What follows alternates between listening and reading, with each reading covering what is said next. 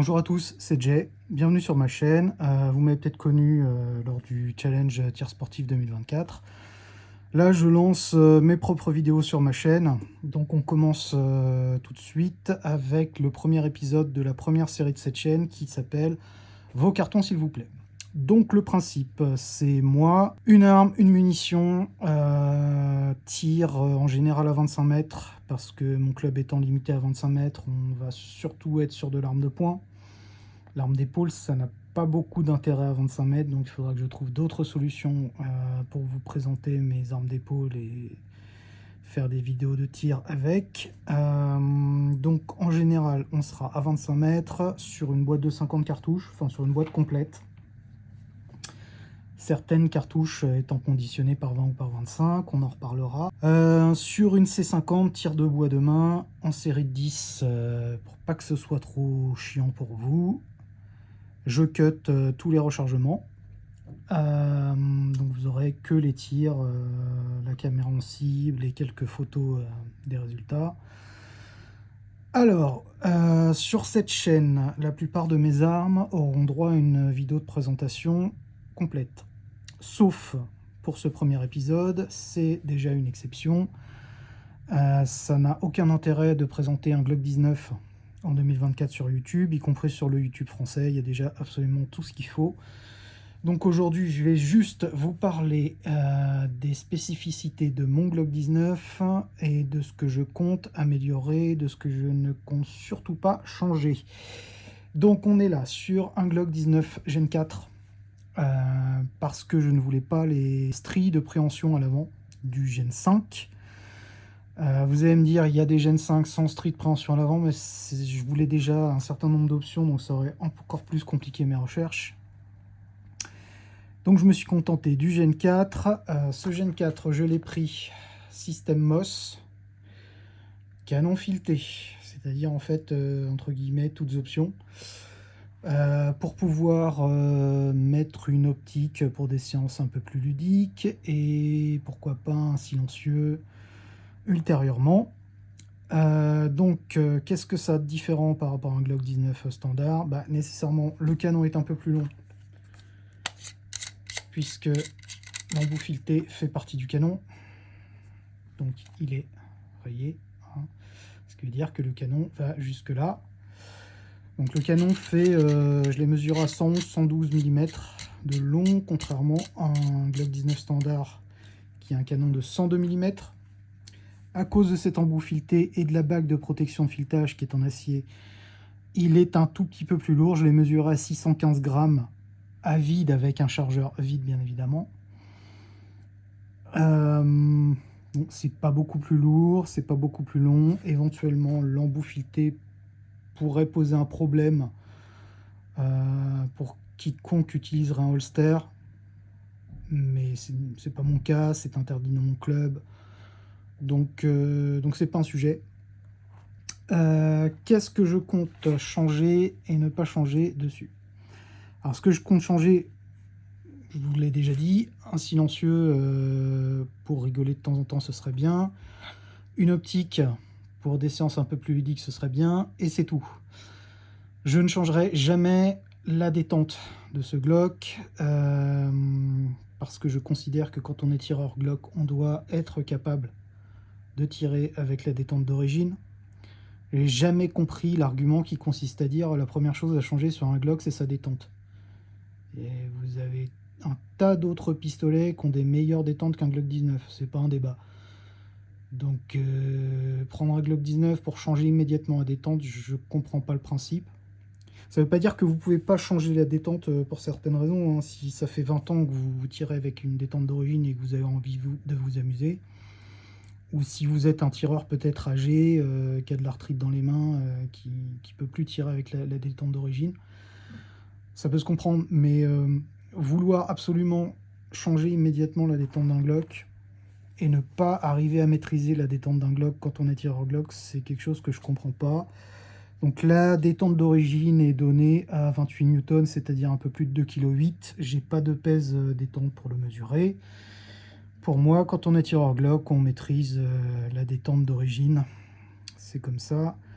Ça ne veut pas dire que sur mes autres Glock, je ne mettrai jamais de détente modifiée pour m'amuser, voilà.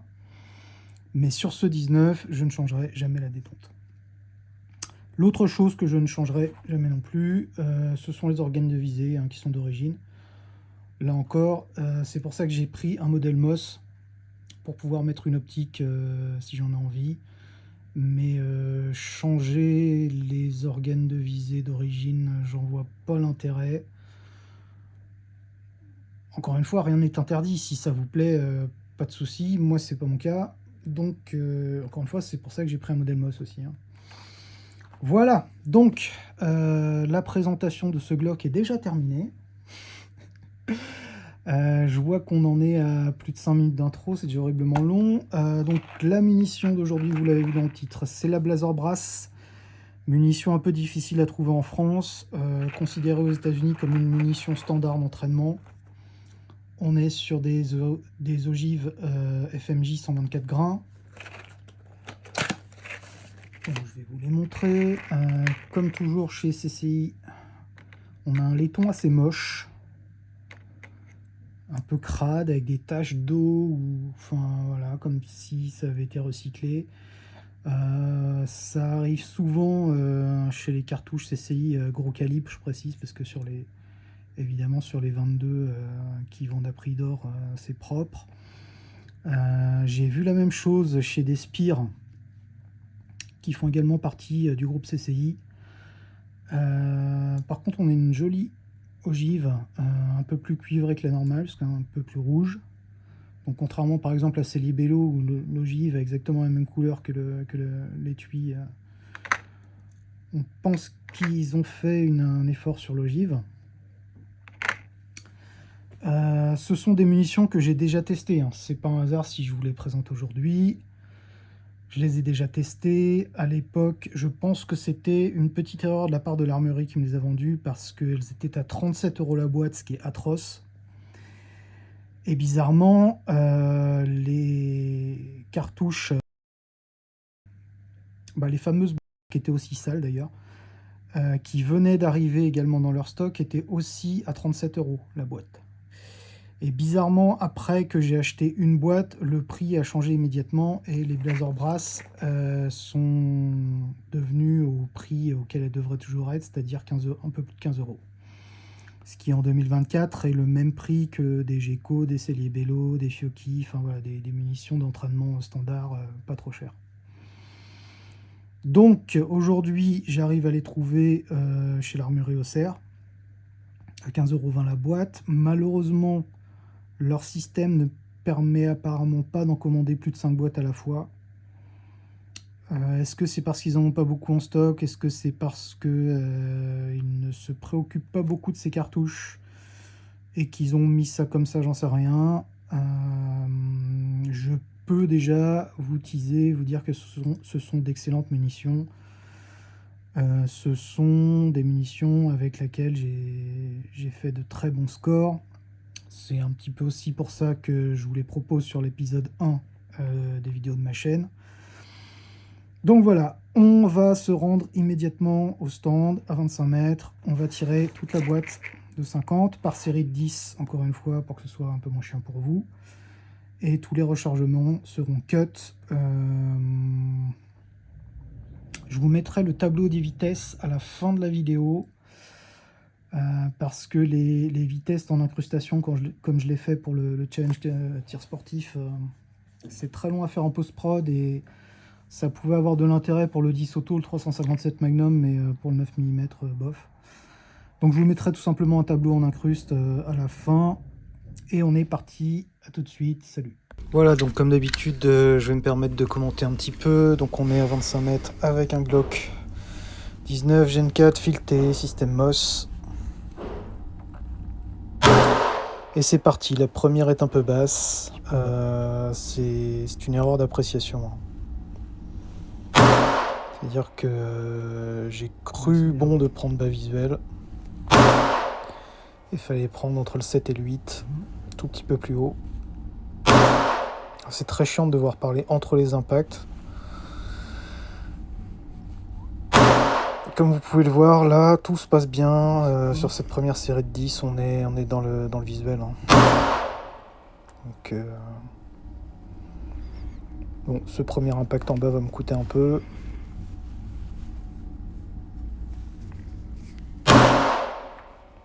Mais grosso modo, c'est très propre. Hein.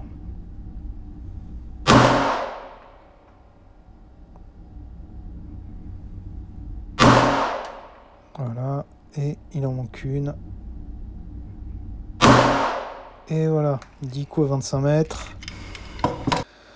Donc comme vous pouvez le voir, 80 au score, un tout petit peu plus de 20 cm malheureusement à cause de ce flyer en bas. Mais on tient le 8 quasi 9 hein, de la C50. Hein. Donc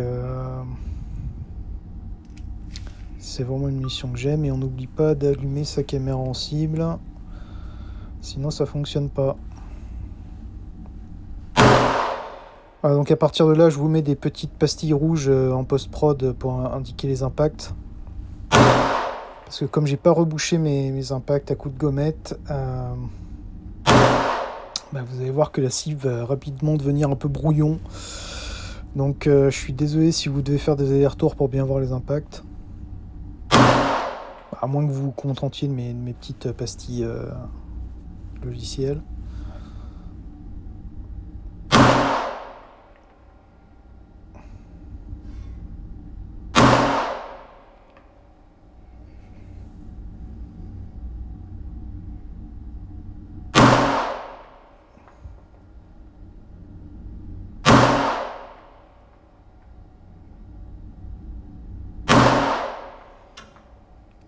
Comme je sais pas compter, il en reste une.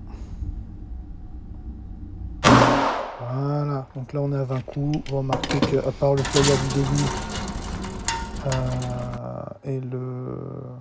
et un petit set cordon là-haut, il n'y a rien qui dépasse du visuel. Hein. Il y a un petit amas à gauche, ça part un peu à gauche. Alors je suis pas du tout de ceux qui ont tendance à dire que le Glock tire à gauche parce que je crois que c'est des conneries. Mon Glock tire juste en général et là ce jour-là, évidemment, c'est-à-dire pile quand je fais une démo en vidéo, il faut que ça tire à gauche. Bon. Les gens qui pensent que le Glock tire à gauche ont qu'à continuer à penser ça, c'est pas grave.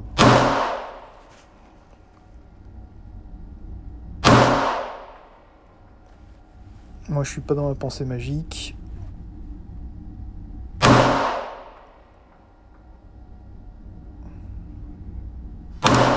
Et pourtant dites-vous bien que là je contrevise légèrement à droite et que j'utilise la partie droite de ma phalange pour tirer, donc... Bon, je sais pas ce qu'il m'a fait ce jour-là, mais il avait décidé de donner raison au cliché. C'est comme ça.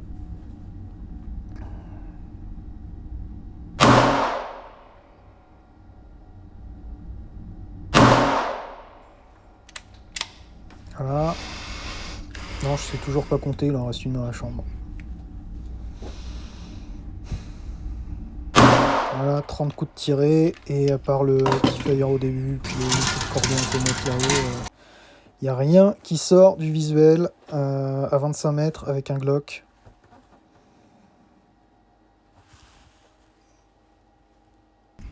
Et on est parti pour la 4e série de 10, toujours à 25 mètres.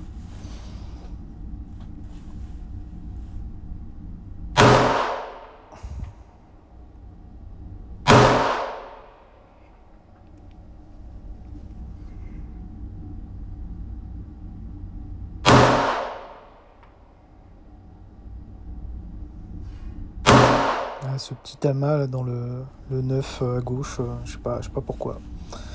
Enfin bon. Voilà, malheureusement, premier très gros flyer. On est sur la 4e série. On commence à fatiguer, malheureusement ça arrive. C'est pour ça que je tire 50 coups, parce que c'est très facile de faire une démo parfaite à 10 coups, à 5 coups. On a tiré une boîte. Je vois pas ça souvent sur YouTube, bizarrement. Les gens qui tirent 50 coups et qui montrent leur résultat de 50 coups.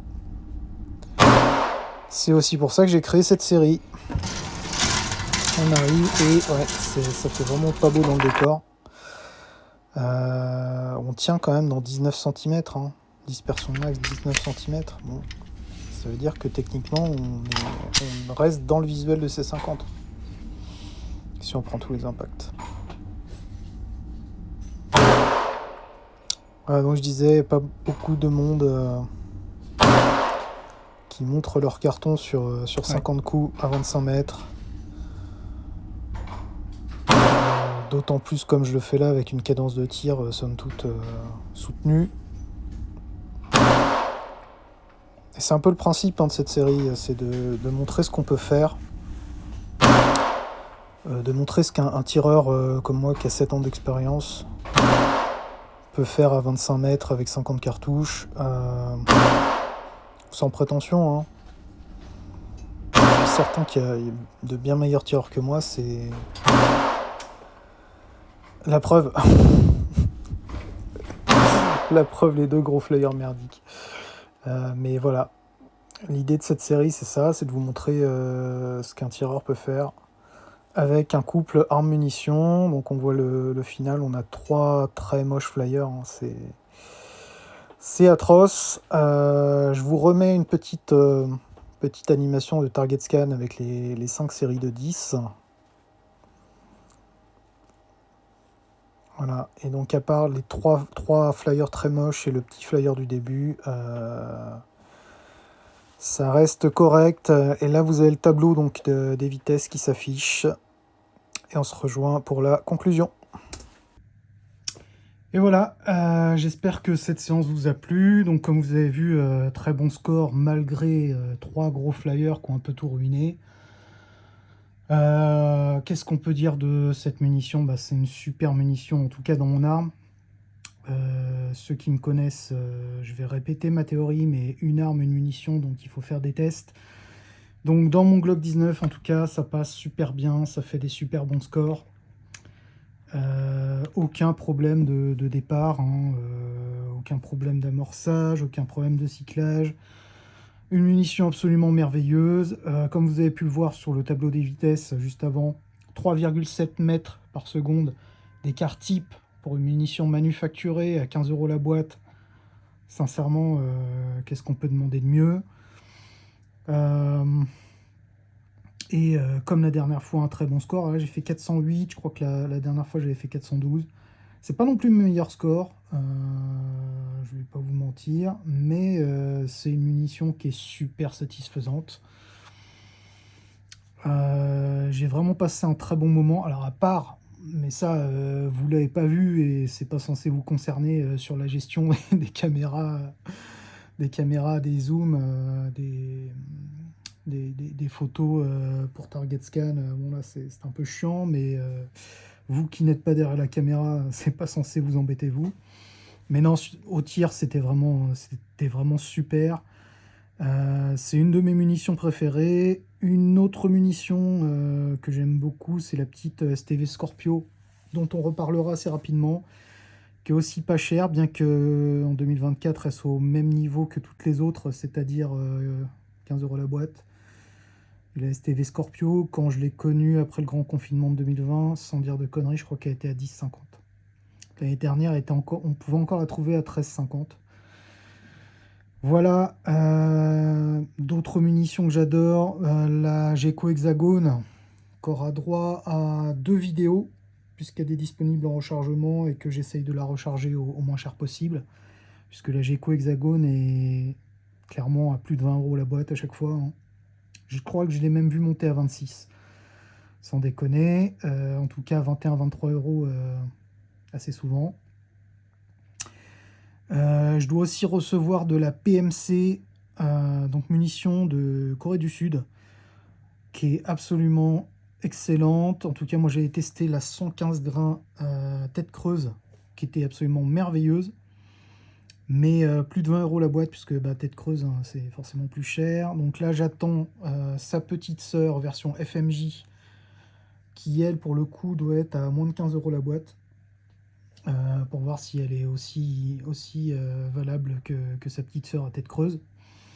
Auquel cas, on tiendra une super munition. On aura aussi sur cette chaîne Et dans cette série de la MFS qu'on voit arriver depuis l'année dernière, puisque pénurie oblige, je crois que les importateurs font feu de tout bois pour nous trouver des cartouches. Donc MFS, le M c'est pour Magyar, donc c'est de la munition hongroise. J'en ai acheté une boîte, vous verrez ça aussi sur cette chaîne. Et n'oubliez pas que vous n'êtes pas censé le savoir, mais je vous le dis maintenant. Moi, mon credo, c'est que j'aime les armes, toutes les armes. Donc sur cette chaîne, vous aurez également de la poudre noire, de l'air comprimé. Quand je dis air comprimé, c'est-à-dire y compris du pistolet de compétition. Hein. On testera mon petit Gamo compact, donc mon pistolet d'initiation. On testera un Ster LP2 du club. Il y aura plein de choses sur cette chaîne, plein de choses dans la série Vos cartons s'il vous plaît. La prochaine vidéo, c'est l'épisode 1 de la deuxième série de ma chaîne qui s'appelle G44, qui va se focaliser sur le Glock 44 et évidemment sur du test de munitions dans mon Glock 44, puisqu'il paraît que le Glock 44 serait assez ammo picky, c'est-à-dire capricieux en munitions. Donc on testera tout un tas de munitions en 22 dans cette arme. Donc cyclage, précision, problème, mauvaise odeur, n'est-ce pas Aguila? Voilà, donc la prochaine vidéo, c'est G44. Donc G44, le principe, si vous avez compris, c'est comme vos cartons s'il vous plaît, mais uniquement sur le Glock 44. Les autres séries sur cette chaîne, on aura une série un peu coup de gueule. Ouais, on va parler de vous les anti-Glock cette année. Hein. Glock, c'est des armes de combat conçues pour faire la guerre qui ne sont absolument pas destinées à la pratique du tir sportif. On va se foutre un peu de vos gueules, hein. Mais c'est mérité parce que l'année dernière, quand même, putain, vous étiez en forme. Voilà. Alors, dans la série sur les coups de gueule, donc qui va s'appeler Coup de feu normalement, on parlera pas que des anti-Glock parce que on les aime bien quand même. On parlera législation, l'état d'esprit en France au niveau des armes à feu, tout ça, tout ça. Les plus grosses conneries que j'ai pu entendre et lire dans le monde du tir sportif et des armes à feu. Ça va être des vidéos très longues. Hein. Et malheureusement, j'ai pas conservé toutes mes copies d'écran, mais croyez-moi, il y en a à dire. Et puis, on verra. Écoutez, hein, s'il y a d'autres idées qui émergent tout au long de l'année. En tout cas, j'espère que cette vidéo vous a plu. Et évidemment, comme d'habitude, amusez-vous bien, tirez bien, salut.